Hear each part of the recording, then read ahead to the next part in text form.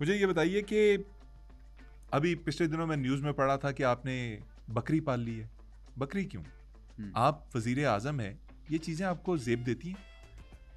असल में मैं जब से तन्हा हूँ, मुझे बकरी की आवश्यकता हो गई। मैं चाहता हूँ कि मैं अकेला न रहूँ, मेरे साथ कोई हो। और जब भी मेरा मन करता है, मैं बकरी का दूध निकाल कर पीता हूँ। पता है कैसे? कैसे? देखने वालों को मैं सिखाना भी चाहता हूँ। यदि आपके पास बकरी है तो उसका दूध आप कैसे निकाल सकते हैं, ऐसे। यार, बकरी का दूध सारी दुनिया ऐसे निकालती है, आप ऐसे क्यों निकाल रहे हैं? अरे मेरी बकरी है, मेरी मर्जी। मैं चाहे जिस पोजीशन में उसका दूध निकालूं। तुम कौन होते हो मुझे बताने वाले? मजा नहीं आ रहा। मोदी जी, मजा वाकई नहीं आ रहा। बकरी क्यों पाली है, सही बताइए। मैं खुद एक बकरा हूँ। कहाँ से बकरे हैं यार, आप इंसान हैं। अरे जब भी मैं अपनी जनता को तकरीर करता हूँ, वो कहते हैं मोदी बकरा है, मोदी बकरा है। मोदी जी, पाकिस्तान के साथ इतनी नफरत क्यों है आपको? अरे मेरा बस चले तो मैं बर्बाद कर दूं, निस्तो कर दूं, नाबूद कर दूं। यार, तड़ियां लगाना तो सीख लें, निस्तो नाबूद कर दूं होता है। मेरे आपके लिए ये भी वार स्ट्रेटजी है कि मैं आपके इंटरनेट की केबल में गैस छोड़कर बटन दबाकर बूम कर दूंगा। इंटरनेट की केबल में गैस? वाह वाह, व्हाट अ स्ट्रेटजी सर जी। और क्या क्या प्लान है आपका पाकिस्तान के खिलाफ? मैं आपके ड्रामा इंडस्ट्री को बहुत नुकसान दूंगा। मैं आपके ड्रामा इंडस्ट्री की सुल्ताना आपा को अगवा कर कर लंका ले जाऊंगा और वहां उन्हें बिठाकर कहूंगा कि आज से आपने हमारे लिए ड्रामे बनाने हैं। क्योंकि भाई साहब, आपके ड्रामे होते बड़े मजे के हैं। और क्या करेंगे? मैं किसी रात अपने आरएसएस संगठन के दोस्तों के साथ आकर तुम्हारे देश का सारा पानी पी लूंगा और फिर लगान फिल्म की तरह पानी के लिए तुम लोगों को हमसे मैच खेलना पड़ेगा, लेकिन हम मैच नहीं खेलेंगे। नहीं। अरे यार, मैच तो आप अभी भी नहीं खेलते ना। पाकिस्तान आते हैं ना कहीं और खेलते हैं। आईपीएल में हमारे प्लेयर्स तक को नहीं बुलाते। मैं जब तुम्हारे देश पे कब्जा करूंगा तो फिर मैं तुम्हारे बाबर आजम को विराट कोहली के साथ रनर बुलवाऊंगा और उसे इतना दौड़ाऊंगा कि उसके पसीने छूट जाएंगे। यार, आपके आइडियाज आपकी तरह घटिया हैं। बाबर आजम और विराट कोहली बहुत अच्छे दोस्त हैं, वो कभी ऐसा नहीं करेंगे। आहा, उसका भी मेरे पास एक उपाय है। क्या उपाय है? Divide and roll. क्या क्या? Divide and roll. क्या करेंगे आप?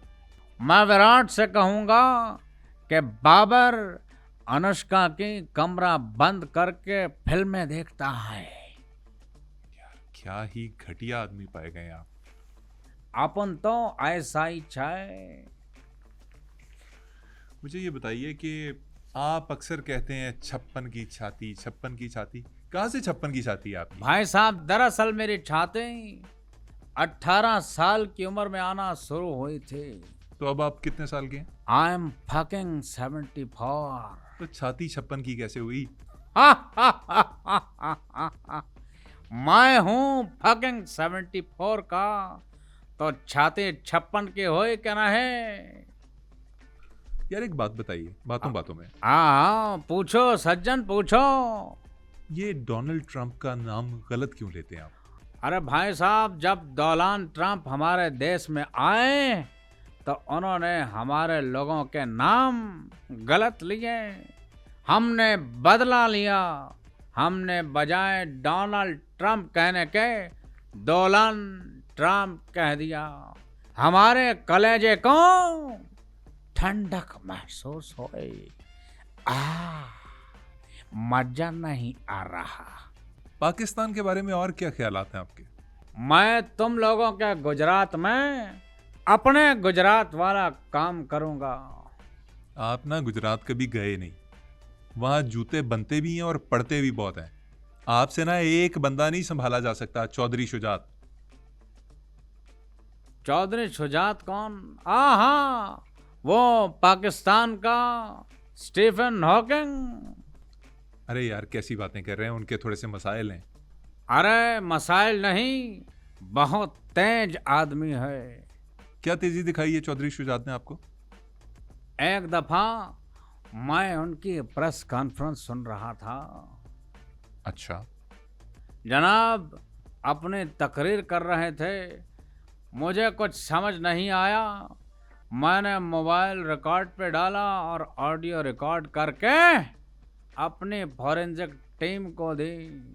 अच्छा। बाद में जब उन्होंने उस आवाज को डिकोड किया, इतनी अश्लील गालियां कि हमारे कानों से भी धुआं निकलना शुरू हो गया।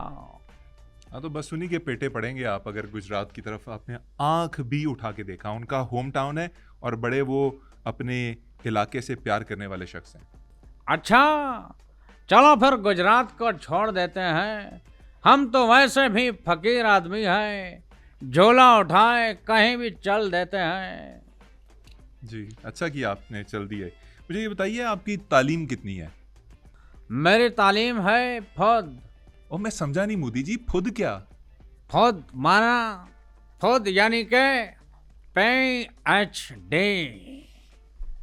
यार, अच्छा आपने ये फुद किया है और लोग कह रहे हैं कि ये भी जाली फुद है। नहीं नहीं नहीं, ये तो सरासर हम पर इल्जाम है। हमारी फुद तो 100% शुद्ध है, असली है। हमारी फुद कभी नकली नहीं हो सकते। आप चाहें तो किसी भी व्यक्ति से चेक करवा लें, हमारी फुद असली निकलेगी। मोदी जी, आरएसएस में कैसे घुसे? क्या ताल्लुक है आपका आरएसएस से? आरएसएस से हमारी चाहत इतनी पुरानी है। एक दफा हमने सोचा कि हम अपने बाजू पे आरएसएस का टैटू बनवाएं। हम टैटू वाले के पास गए, उससे टैटू बनवाया। हमने जब बाद में आंख खोल के देखा तो उस साले बेवड़े ने आरएसएस की जगह BDSM लिख दिया। आपके बाजू के ऊपर BDSM लिखा हुआ है? हाँ, वो साला बेवड़ा बोला कि आरएसएस भी तो इंडिया के साथ BDSM कर रही है।